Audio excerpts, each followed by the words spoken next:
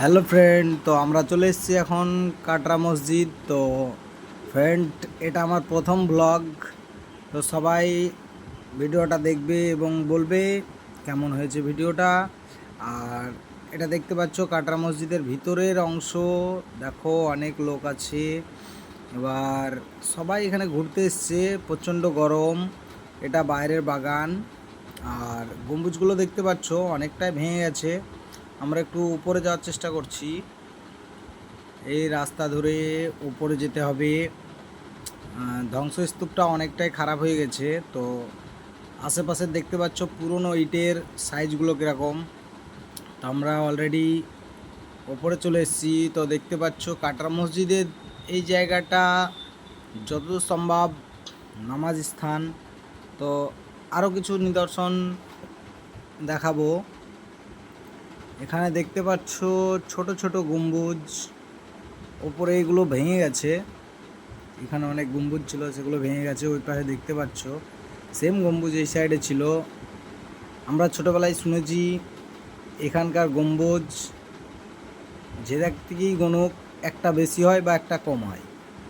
তো আরও নিদর্শন আছে ভিতরে অনেক কিছু, তো দেখাবো তোমাদের। তার আগে দেখো প্রচণ্ড গরমেও লোকজন কতটা এখানে আছে, সব ভর্তি হয়ে আছে। এটা ভিতরের অংশ। ভেতরে দেখো একখানা গম্বুজ আছে, বাকিগুলো ভেঙে গেছে।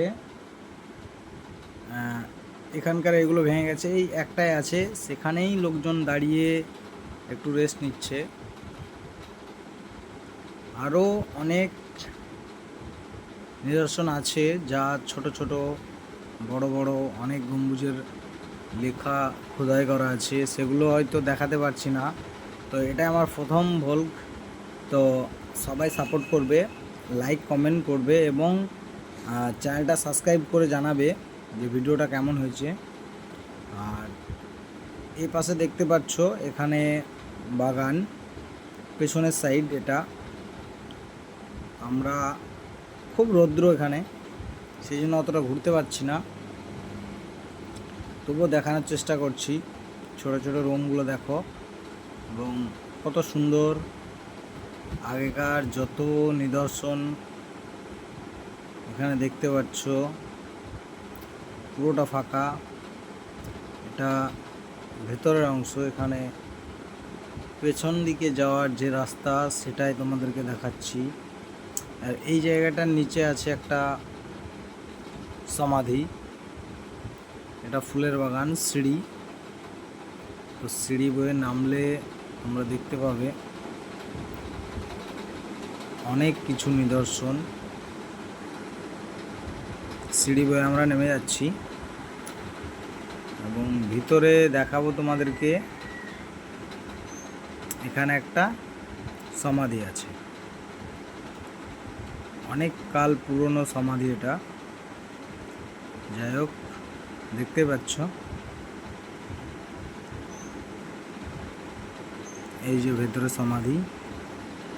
লালবাগ, মুর্শিদাবাদ, পশ্চিমবঙ্গ, ভারত। এটি হাজারদুয়ারি প্রাসাদ এবং অন্যান্য ঐতিহাসিক স্থানের কাছাকাছি অবস্থিত।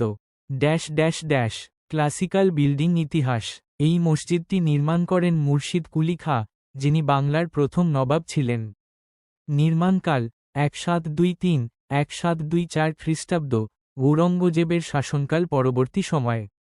তিনি নিজেই এই মসজিদে সমাধিস্থ হন। তার কবর মসজিদের নিচে রয়েছে।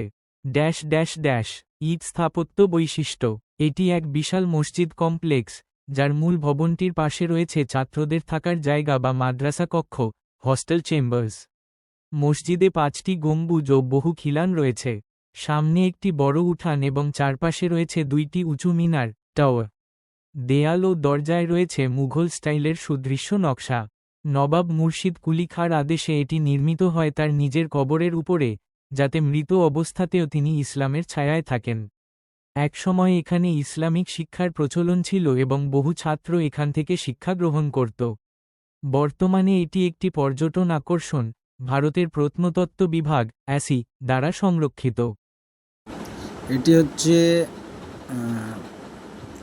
বিশেষ নিদর্শন কাঠগোলা বাগানের। তো এরকম আরও অনেক ভিডিও পেতে আমার চ্যানেলটাকে সবাই সাবস্ক্রাইব করবে এবং লাইক কমেন্ট শেয়ার করবে। নিত্য নতুন ভিডিও আপনাদের জন্য নিয়ে আসব। তবে চ্যানেলটা অবশ্যই সাবস্ক্রাইব করবে, পাশে থেকে বেল আইকনটা বাজিয়ে দেবে, যাতে আমার নতুন ভিডিও আপলোডের সঙ্গে সঙ্গে আপনাদের কাছে নোটিফিকেশন চলে যায়। ভিডিওটা কেমন হয়েছে জানাবে। Thank you.